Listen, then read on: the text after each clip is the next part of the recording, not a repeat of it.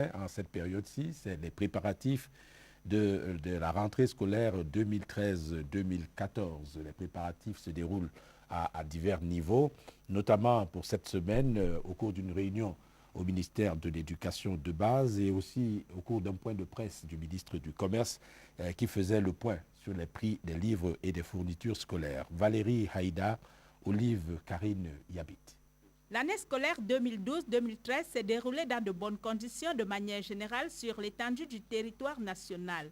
Des écoles s'en sont tirées avec de bons résultats grâce à la quiétude qui a prévalu au cours de l'année dans l'éducation de base. Nous l'avons conduit à très bon terme par, n'est-ce pas, beaucoup d'activités que nous avons menées, notamment la supervision, n'est-ce pas, de la pédagogie à travers beaucoup de séminaires. Avec cette réunion sectorielle, nous avons reçu avec bienveillance les instructions de Madame le ministre qui vont nous permettre de mener nos activités pour que la rentrée soit saine, efficace. Certaines régions ont cependant connu des difficultés du fait des catastrophes naturelles, à l'instar de l'extrême nord du pays. On peut parler des cas de décès que nous avons observés dans les rangs des enseignants. Il y a aussi les inondations qui n'ont pas cessé de faire couler des larmes. Ce sont des événements qui ont touché l'année écoulée. Le ministre Youssouf Hadjidja Alim, qui présidait les travaux de la réunion des responsables des services centraux et déconcentrés, a décrié les problèmes récurrents tels que la corruption et le fonctionnement des établissements clandestins. Il est question de réfléchir sur les moyens à mettre en œuvre pour que l'année scolaire 2013-2014 soit une réussite. Pour la 8e année consécutive, les prix des manuels scolaires sont revus à la baisse ou stabilisés. Une baisse de l'ordre de 3 à 43%.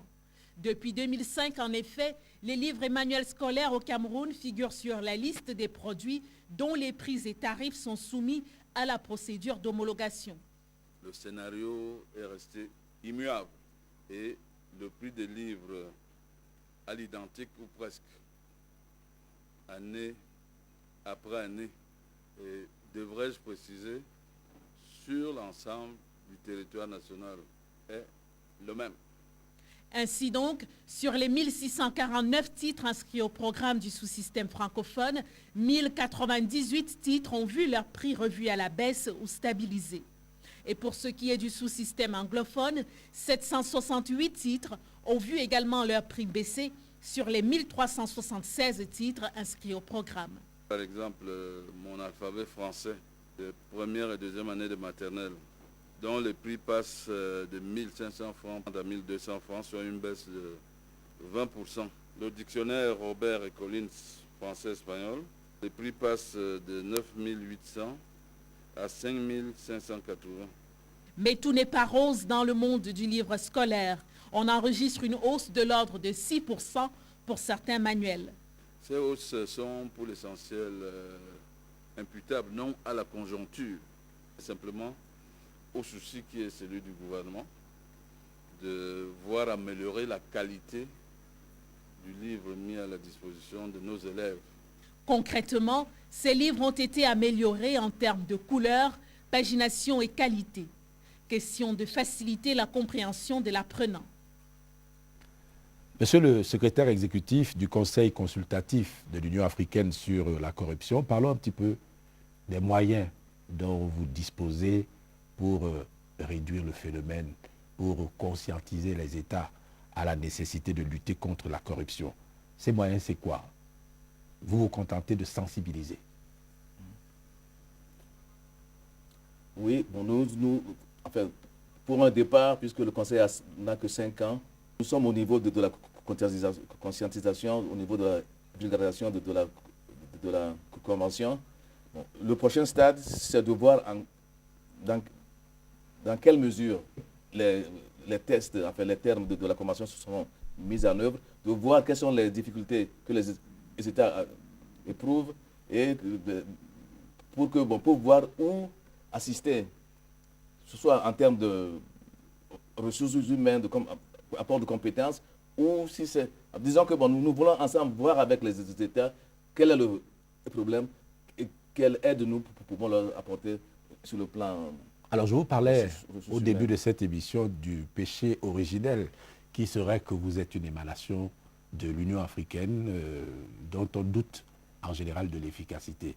Est-ce que vous pouvez vous montrer plus efficace dans votre champ de compétences que l'Union africaine? Oui, nous avons espoir, c'est-à-dire que jusque-là, on a parlé de l'Union africaine, de l'unité des États. Nous parlons aujourd'hui, en associant au travail que nous faisons, les membres de la société civile, les organisations religieuses, etc. Parce que pour nous aujourd'hui, il s'agit de créer une Union africaine des peuples. Quand nous aurons réussi ce combat, je crois que la perception de l'Union africaine va changer. Va changer puisque ce sera notre Union africaine, pas une Union africaine des autres ou telle qu'on voudrait la décrire. C'est-à-dire que chacun se sentira concerné. Nous impliquons la société civile dans le travail que nous faisons. Nous impliquons les universités dans le travail que nous faisons. Donc, je crois qu'une large partie de nos populations sera consciente de ce que nous faisons et participera activement à ce travail. Donc, on va changer un